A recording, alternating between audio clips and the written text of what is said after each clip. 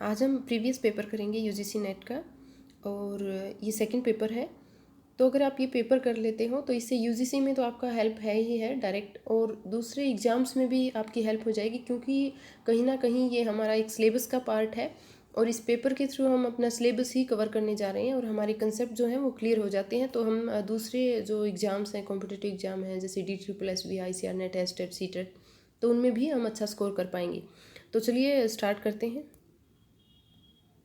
तो हमारा जो फर्स्ट क्वेश्चन है वो आरडीए से रिलेटेड है।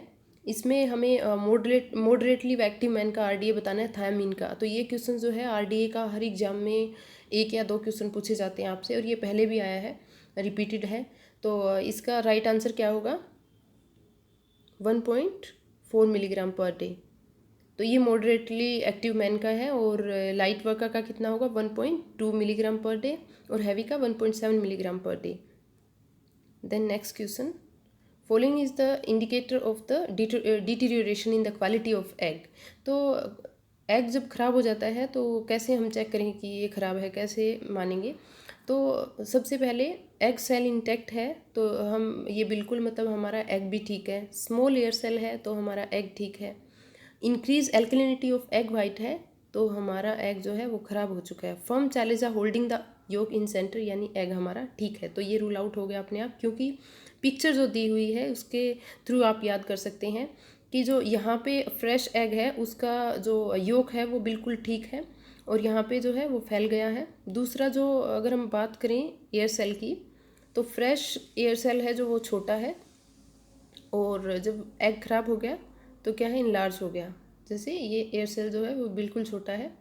और चैलेंजा क्या करता है कि योक को सेंटर में होल्ड करके रखता है। तो जब भी एग खराब हो जाता है तो ये चैलेंजा टूट जाता है और योक जो है वो सेंटर में नहीं रहता, फैल जाता है। तो इस तरीके से हम इसको याद रख सकते हैं, और पिक्चर के उससे हमें रिटेन ज़्यादा होता है तो फिर हम भूलते भी नहीं हैं, यानी लंबे टाइम तक याद रह सकता है। तो और ये होता क्यों है, अल्कलिनिटी क्यों एग की बढ़ जाती है? क्योंकि जो कार्बन डाइऑक्साइड जो एग में होती है वो लॉस हो जाता है उसका, और इसके कारण जो है पीएच अल्कलाइन हो जाता है। Then next question, which of the following is not a type of buffet service. तो बफे सर्विस में कौन सा नहीं आता? ट्रेड सिस्टम नहीं आता। ये तीनों जो है, finger buffet, full buffet, folk buffet, एक बफे सर्विस का ही टाइप है। Then next question, which of the following not a design repeat. तो रिपीट डिज़ाइन कौन सा नहीं है? प्रोपोर्शन। हाफ ड्रॉप, ब्रिक और मिरर क्या है? रिपीट डिज़ाइन से। Then next question, which of the following is not a primary property of fibre. तो यहाँ पे आपको प्राइमरी और जो सेकेंडरी प्रॉपर्टीज़ हैं वो अच्छे से याद करनी है, क्योंकि ये यूजीसी में बार बार आता है। यूजीसी ही नहीं, लगभग हर एग्जाम में ये पूछा जाता है। तो यहाँ पे देखो आप, प्राइमरी प्रॉपर्टीज़ क्या क्या है, जैसे high length to breadth ratio हो गया, देन हमारा टिनेसिटी हो गया, देन फ्लेक्सिबिलिटी हो गया, स्पिनिंग क्वालिटी एंड कोहेसिवनेस हो गया, यूनिफॉर्मिटी हो गया। तो पूछा क्या गया है कि कौन सा नहीं है। तो यहाँ पे क्या नहीं है प्राइमरी प्रॉपर्टी में? प्राइमरी प्रॉपर्टी में जो है डेंसिटी नहीं है, तो ये बिल्कुल रूल आउट जो है हो चुका है। और आप सेकेंडरी प्रॉपर्टी की अगर बात करें तो फिजिकल शेप है, डेंसिटी है, कलर है, मॉइस्चर रिगेन है, लस्टर है, मॉइस्चर अब्जॉर्प्शन है, इलास्टिक रिकवरी है, इलोंगेशन जिसको बोलते हैं, रेजिलियंसी है, एंड फ्लेमिबिलिटी है। तो ये क्या है, ये सेकेंडरी प्रॉपर्टी है। ये भी आपको अच्छे से लर्न करनी है, क्योंकि प्राइमरी, कई बार प्राइमरी पूछते हैं और कई बार जो है सेकेंडरी भी पूछ लेते हैं। Then identify the term related to flower arrangement. तो फ्लावर अरेंजमेंट से रिलेटेड जो टर्म है वो है इकेबाना, क्योंकि फेंग सुई जो है वो कलर स्कीम के लिए फेमस है। देन अल्पना हमारा फ्लोर कवरिंग हो गया, तो जो हम रूल आउट कर सकते हैं वो इकेबाना है। Then next, dash applied ethological theory to understand infant caregiver relationship. तो ये हमने बहुत अच्छे से पहले डिस्कस किया था जॉन बॉल्बे की, और इसमें डायरेक्ट पूछ रखा है कि इथोलॉजिकल थ्योरी किसने दी। इथोलॉजिकल थ्योरी जो है वो जॉन बॉल्बे ने दी है। और प्रीवियस जो हमने क्वेश्चंस किए थे तो उसमें स्टेजेस को अरेंज करना पूछ रखा था। तो इस तरीके से आप एक बार एक कोई क्वेश्चन कर लेते हो तो आपका दूसरा डेफिनेटली जो है ठीक हो जाएगा। और देन अगर हम बात करें, जीन प्याजे ने कोग्निटिव डेवलपमेंट दिया था, अल्बर्ट बंडूरा ने सोशल लर्निंग थ्योरी दी थी, जॉन लोके ने टेबुला रासा दिया था। देन नेक्स्ट, सर्व शिक्षा अभियान was launched in the year 2001। कल हमने लगभग प्रीवियस जो लेक्चर था उसमें सारे एक्ट्स और जो प्रोग्राम्स थे वो कर लिए थे, लेकिन ये हमारा मिसिंग था, तो ये यहाँ से आपको लर्न करना है। और एक वहाँ पे मिस्टेक थी कि जो इंटरनेशनल योगा डे है वो 21 मई को नहीं 21 जून को आता है, तो ये वहाँ से आप जो है बिल्कुल करेक्ट करना है, आपको इस वीडियो के माध्यम से गलत नहीं करना है। Then next question, the communication model who says what in which channel to whom with what effect was proposed by। तो यहाँ पे राइट आंसर क्या होगा, लोसवेल। ये कुछ एक मॉडल्स हैं कम्युनिकेशन मॉडल, जैसे अरिस्टोटल मॉडल है, तो अरिस्टोटल मॉडल में क्या था, स्पीकर स्पीच लिसनर, तो आप ये तीनों याद रखेंगे। देन हमारा लोसवेल है, ये क्वेश्चन भी आया हुआ है तो आपको, जो ये 1948 में आया था। कई बार सक्सीडिंग ऑर्डर में जो है इनके मॉडल्स पूछ लिए जाते हैं, जैसे किस ईयर में आया था तो ये पूछ लिया जाता है, डिक्रीज ऑर्डर में पूछ लिया जाता है, तो ये आपको याद रखना है। फिर शैनन और वियर की बात करें तो ये 1949 में आया था मॉडल, और इसमें क्या है, source, transmitter, signal, receiver and destination, तो ये तीनों जो है आपको अच्छे से लर्न करने हैं। और डेविड बर्लो का हमने पहले ही डिस्कस कर लिया था कि ये 1960 में आया था, जिसको SMCR मॉडल भी बोलते हैं, तो आप इसलिए उसमें से याद कर सकते हैं। नेक्स्ट क्वेश्चन, ये भी बहुत ज़्यादा रिपीटेड क्वेश्चन है। In normally distributed population mean plus minus 1.96, तो स्टैंडर्ड डेविएशन विल कवर कितना % ऑफ पॉपुलेशन को कवर करेगा।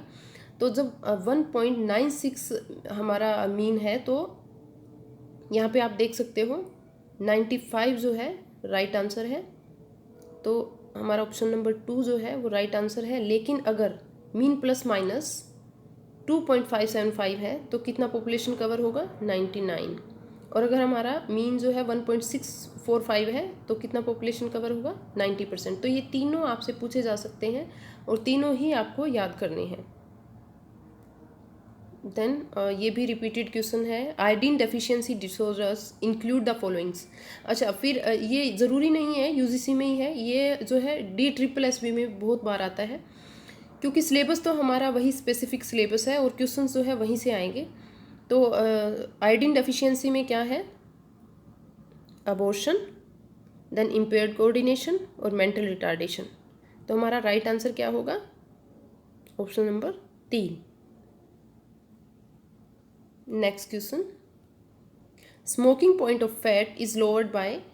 जब भी हम, जैसे कोई भी चीज़ हमने घर पे फ्राई की है, तो आप प्रैक्टिकली थोड़ा सोच सकते हैं कि जब भी हम फ्राई करते हैं तो स्टार्टिंग में जो ऑयल हीटअप होता है वो बहुत जल्दी उसका जो है स्मोक पॉइंट आ जाता है, जल्दी गर्म हो जाता है। लेकिन जैसे ही हमने कुछ फूड फ्राई कर लिया है तो उसके बाद क्या है, वो धीरे जो है उसका स्मोकिंग पॉइंट जो है वो लो हो जाता है। तो वो क्यों लो होता है, because of repeated heating of fat, तो ये हो गया हमारा। दूसरा, जो मैटर जो हुआ, जैसे हमने फ्राई किया तो उसके जो पार्टिकल्स बच गए, उसके कारण भी जो स्मोकिंग पॉइंट है वो लो हो जाता है, जैसे presence of suspended matter such as flour. और दूसरा क्या है, एक्सपोजिंग स्मॉलर सरफेस एरिया। तो ये 3 रीज़न है, इसके कारण जो है स्मोकिंग पॉइंट फैट का कम हो जाता है। तो हमारा राइट आंसर क्या होगा, option number 4। The next question, which of the following methods are used to perform evaluation of employees in a food service establishment। तो परफॉर्मेंस इवैल्यूएशन के लिए जो है कौन सी फूड सर्विस, कौन सा मेथड अप्लाई किया जाता है, तो बार्स और MBO जो है वो राइट आंसर है। तो बार्स क्या है, बिहेवियर एंकर रेटिंग स्केल है, और मैनेजमेंट बाय ऑब्जेक्टिव है। इन दोनों, ये दोनों मेथड हैं जिनसे परफॉर्मेंस इवैल्यूएट की जाती है। Then next question, which of the following are the examples of using diagonal line in clothing design. तो यहाँ पे जो है हमारा राइट आंसर क्या होगा, रेगलन स्लीव और होल्टर टॉप्स है, ये डायगोनल लाइन इसमें यूज़ होती है, तो ये हमारा एग्जाम्पल है। तो आप इस पिक्चर में देख सकते हैं कि ये हमारा जो है रेगलन स्लीव है, और ये रेगलन स्लीव है, तो ये डायगोनल जो है और डिज़ाइन यूज़ हो रहा है, और यहाँ पे होल्टर नेक में भी डायगोनली जो है लाइन यूज़ हो रही है। तो आप फोटो देख के याद कर सकते हैं इसको, ये भी बार बार जो है रिपीट होता है question. Then which of the following fibers when taken away from flame continues burning with an afterglow। तो यहाँ पे राइट आंसर जो है हमारा कॉटन और रेयन आएगा, क्योंकि कॉटन और रेयन सेल्यूलोजिक फाइबर है, और ये क्या है कि कंटिन्यू बर्निंग इनमें होती रहती है। और अगर हम बात करें सिल्क और नायलॉन की, तो इनमें जो है ये थोड़े से जलते हैं और फिर बुझ जाते हैं, तो इनमें स्मोल्डरिंग होती है। तो यहाँ पे राइट आंसर क्या होगा, कॉटन और रेयन। तो option number A is the right answer.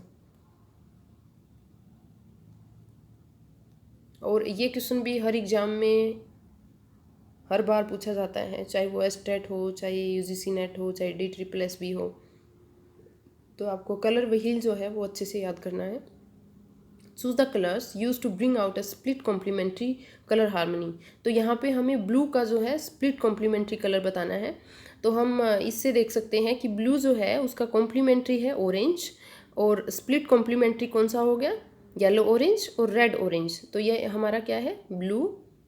और इसका जो है, क्योंकि इन्होंने ये नहीं कहा कि ब्लू का आप स्प्लिट कॉम्प्लीमेंट्री बताओ, आपको खुद से देखना है कि ऑरेंज का जो है स्प्लिट कॉम्प्लीमेंट्री यहाँ पे दे नहीं रखे हैं। तो ब्लू के स्प्लिट कॉम्प्लीमेंट्री जो है RO और YO। तो ये जो हमारा राइट ऑप्शन होगा वो ऑप्शन नंबर 4 होगा। और आप जो है पिक्चर से याद रख सकते हैं।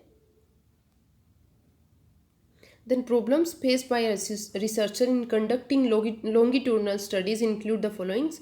तो लॉन्गिट्यूडनल स्टडी और क्रॉस सेक्शनल स्टडी दो प्रकार से स्टडी होती है। तो लॉन्गिट्यूडनल में ये होता है कि एक ही बच्चे का जो है डिफरेंट उस पे टाइम पीरियड पे स्टडी किया जाता है, और क्रॉस सेक्शनल में एक ही टाइम पे डिफरेंट एज ग्रुप के बच्चे जो है वो स्टडी किए जाते हैं। तो ये इन्होंने लॉन्गिट्यूडनल स्टडी में जो है प्रॉब्लम पूछी है। तो यहाँ पे राइट आंसर क्या होगा, कोहर्ट इफेक्ट ग्रेटर होगा, क्योंकि कोहर्ट वो हो गया कि जत्था कि एक ही एज के एक ही जो जो एक साथ पढ़ते हो, तो यहाँ पे कोहर्ट इफेक्ट ज़्यादा हो गया। दूसरा सैम्पल एट्रिशन हाई होता है, और पार्टिसिपेशन जो पार्टिसिपेंट ड्रॉप आउट है वो लो। ये जो है बिल्कुल गलत है, क्योंकि पार्टिसिपेंट ड्रॉप आउट हाई होता है। आप इसमें क्या है कि सैंपल जो है वो हमारा यानी पार्टिसिपेंट जो ड्रॉप आउट है वो कई बार ये होता है कि इतना लंबे पीरियड तक आपका जो कोई भी जिसकी हम स्टडी करते हैं बच्चा या कोई भी, तो वो इतना कोऑपरेट नहीं कर पाते हैं, तो वहाँ पे ड्रॉप आउट हो जाता है।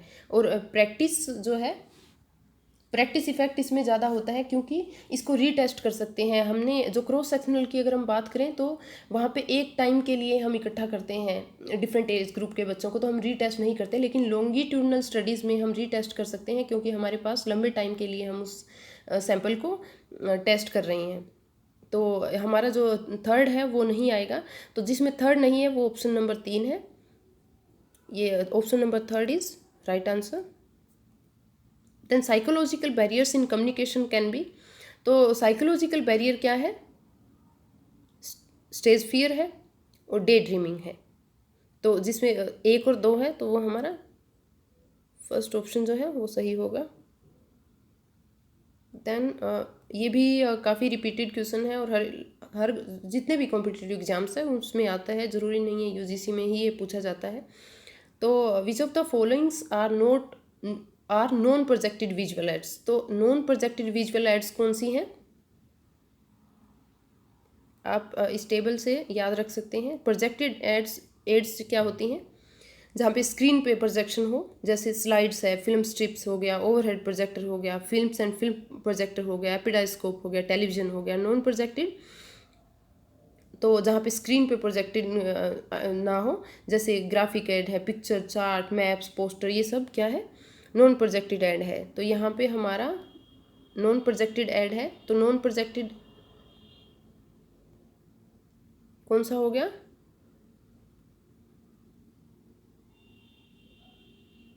Chart, poster, graphs. तो राइट आंसर क्या होगा,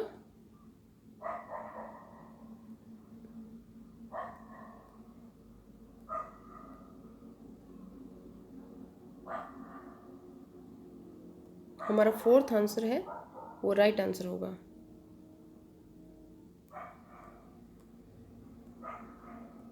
then in positively skewed distribution mean is, तो यहाँ पे हम थोड़ा सा ये डायग्राम देखेंगे। तो जब हमारा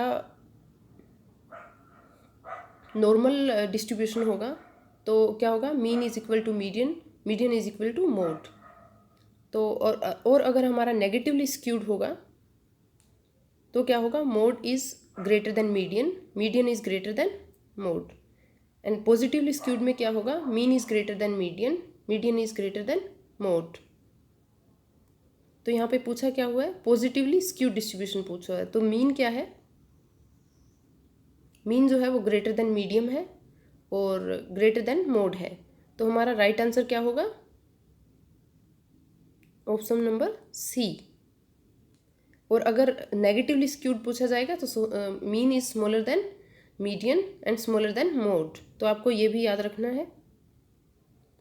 देन ये हमने प्रीवियस लेक्चर में भी डिस्कस किया था कि एंजाइमेटिक ब्राउनिंग हो जाती है और उसको रोकने के लिए जो है क्या करते हैं, तो अगर हम नींबू जैसे सिट्रिक एसिड या फिर अस्कॉर्बिक एसिड यूज़ करते हैं तो उससे ऑक्सीडेशन रुक जाता है, या फिर हम सोल्ट यूज़ करते हैं। तो ये देखो यहाँ पे पूछा हुआ है और बहुत बार पूछा जाता है।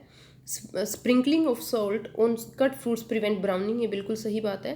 Then salt lowers the pH and thus inhibiting the activity of polyphenolase. तो ये बिल्कुल दोनों जो है हमारी ठीक है, तो स्टेटमेंट जो है दोनों ठीक है। तो option number A is the right answer, both A and are correct. Then exclusive breast feeding for first 6 months protect the infant from infectious disease, बिल्कुल सही बात है। क्यों, क्योंकि breast milk provide certain antibodies with develop natural immunity in infant. और क्योंकि mother के breast milk से जो है बच्चे में पैसिव इम्यूनिटी आ जाती है, क्योंकि मदर मिल्क में एंटीबॉडीज़ होती हैं जैसे IgA, IgM, IgE, IgD, IgG, और सबसे ज़्यादा IgA होती है। तो ये बिल्कुल दोनों जो है हमारी स्टेटमेंट बिल्कुल ठीक है। तो ऑप्शन नंबर 1 जो है वो इसका राइट आंसर होगा। Then sound forecasting is vital to financial management in a food production unit and forecasting facilities efficient scheduling of labour use of equipment and space, बिल्कुल फोरकास्टिंग जो है वो एक वाइटल टू फाइनेंशियल मैनेजमेंट है। तो ये दोनों जो है हमारी स्टेटमेंट बिल्कुल सही है। Next question, while removing blood stain heat must be avoided, ये हमने बिल्कुल पढ़ा होगा ग्रेजुएशन पोस्ट ग्रेजुएशन में जिसके आया है। क्योंकि जब भी ब्लड स्टेन की बात आती है तो हमेशा ये होता है कि वॉश विद कोल्ड वाटर, क्योंकि हीट कोगुलेट कर देती है प्रोटीन को और जो स्टेन है वो फैब्रिक पे फिक्स हो जाता है। तो ये दोनों ही जो है स्टेटमेंट बिल्कुल ठीक है। तो option number 1 is right here. Then textured yarns are not prone to snagging, lesser surface area is available to contact rough और शार्प ऑब्जेक्ट्स, तो ये बिल्कुल गलत बात है। क्योंकि जो टेक्सचर्ड यार्न होते हैं वो बल्कि होते हैं नेचर में, कोल्ड और क्रिम्पी होते हैं। क्योंकि जो टेक्सचर्ड यार्न में स्ट्रेच यार्न आते हैं, मॉडिफाइड स्ट्रेच यार्न आते हैं, बल्क यार्न आते हैं, जैसे स्वेटर हो गया, तो ये तो कहीं ना कहीं अटक ही जाएंगे, स्नैगिंग अटकना कहीं ना कहीं, तो स्नैगिंग बिल्कुल होती है। तो ये जो है हमारे स्टेटमेंट जो है बिल्कुल गलत है। Then both A and are incorrect. Then skill and knowledge are intangible human resources, they can not be touched, तो बिल्कुल सही जो है एक्सप्लेनेशन है। क्योंकि स्किल और नॉलेज टच नहीं किए जा सकते, तो वो टेंजिबल ह्यूमन रिसोर्सेज है। तो यहाँ पे हमारा राइट आंसर है ऑप्शन नंबर ए होगा।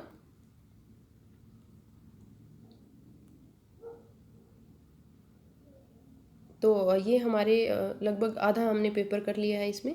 तो आपको ये अच्छे से लर्न करना है। इन्हीं क्वेश्चंस की बदौलत आपके डिफरेंट एग्जाम्स में अच्छा स्कोर हो सकता है, क्योंकि ये कहीं ना कहीं हमारे सिलेबस का पार्ट है और आपका सिलेबस ही कवर हो रहा है इस पेपर के माध्यम से, और आपका नॉलेज जो है वो बढ़ रहा है। Thank you for watching the video.